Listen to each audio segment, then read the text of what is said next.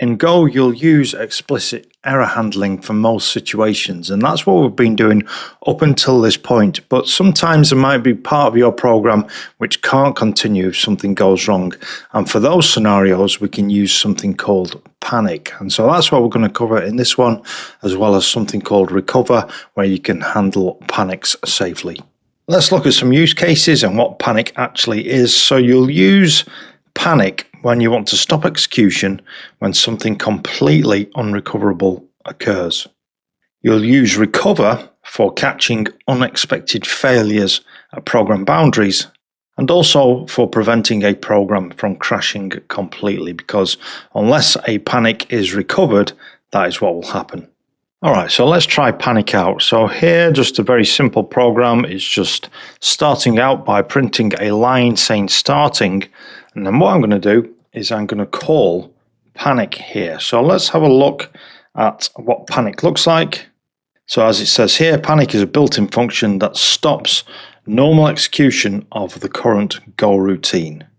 So just to explain what it means by that, every routine in Go is a Go routine, including the just normal execution of the main function.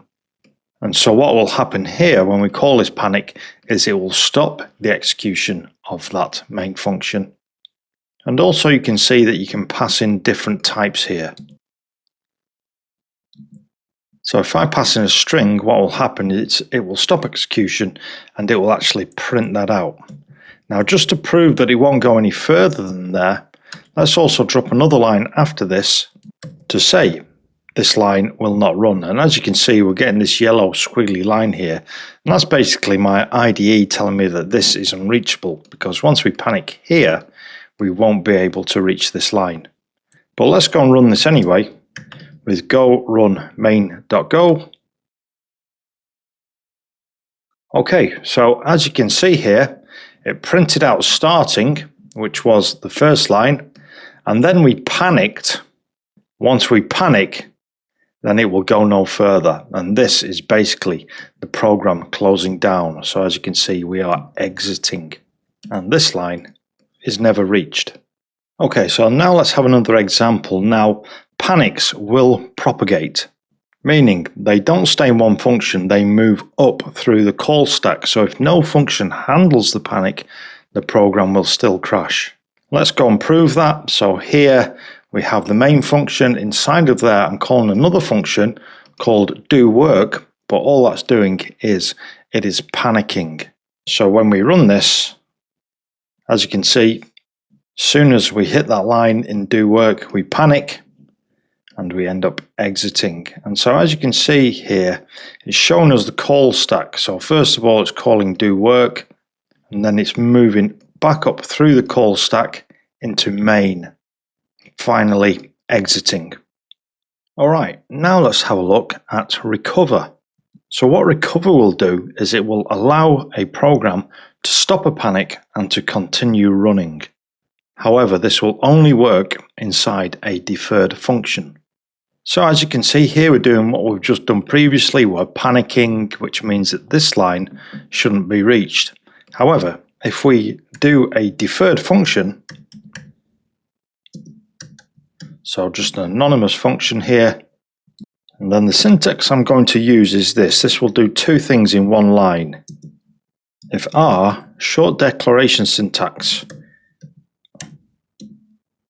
equals recover, and R is not nil. So remember, we've used this syntax before, and we called it an if statement init clause.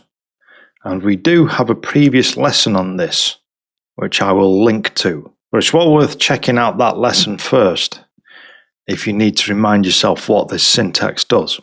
So what we're doing is we're calling recover, and we are assigning the result to R. And then what we do, as the second part of this, is we check whether the recovered value is not nil. If R is not nil, a panic is active and has just been recovered. If R is nil, there was no active panic, or recover was called in a place where it cannot recover one. And so what does recover return? Well, recover actually returns the value that was passed into panic. And so its type is any, meaning it can be anything, so it can be a string, error, struct. But if there is no panic to recover, it simply returns nil.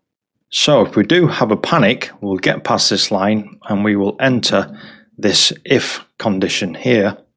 And so there we'll just print something out. We'll print out the value which has been recovered, which, like I say, is the value which gets passed to panic. So what do you think might happen here when we run this? Well, actually what you'll see is that this still will not run. So this is deferred to the end, so meaning the end of the current Go routine, meaning this main function. We hit this panic, but the program does not crash because we deferred this to the end. What will happen is that panic will be recovered.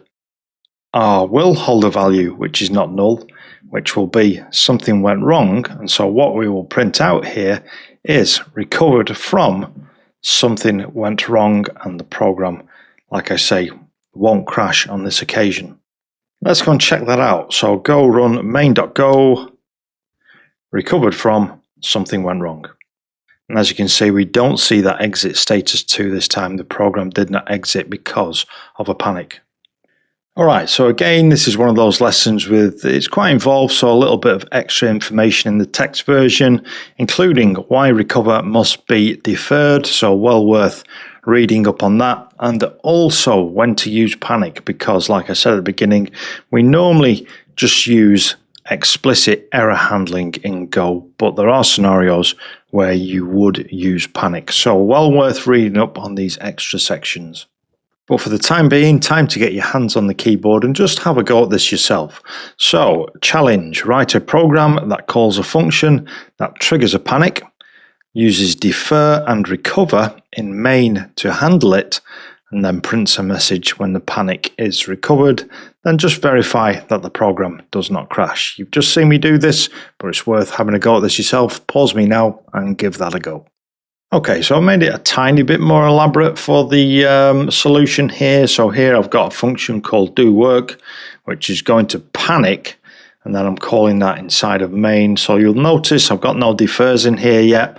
I'm not recovering. So the first time we run this, we should see that this exits due to the panic. And so that is exactly what happens, and it shows you the call stack here. So how do we recover? Let's go and drop this in again. We are going to defer our function call, so it will run at the end of the current Go routine. We're using our if statement init clause, so we're calling recover. If we have a value for recover and it is not nil, then what we will do is we'll print recovered plus the value which was passed to the panic. If we scroll all the way down here, so we should see recovered, unexpected error, and the program should not exit due to the panic. Okay, let's go and try this out now. Go run main.go, recovered, unexpected error. Okay, so how did you get on with that one? The main things to know about panics are where and when to use panics, and also that to recover them, you need to defer so that the function is called at the end and the recover is done at the very end. Hopefully you enjoyed that one. Make sure you give the video a like. Make sure you subscribed if you want YouTube to show you more Go Bytes, and I'll see you in the next one.